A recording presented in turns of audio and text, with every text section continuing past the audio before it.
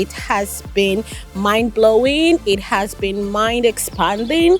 We've got people from the Young Scot come to talk to us, and we've also got people from Improving Services, and we are just working with them to see what innovations we can bring on board that would actually make the projects they're working on just make life better for everybody.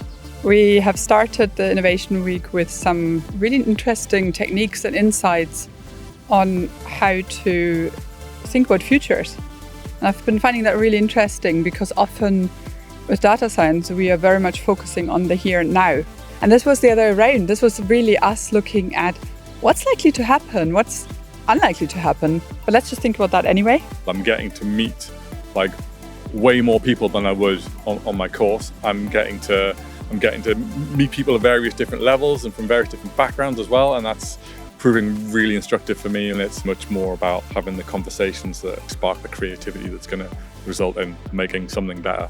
Within Data Lab events, it broadens our sort of mental horizons as to what we need to look at and consider when we're doing these things.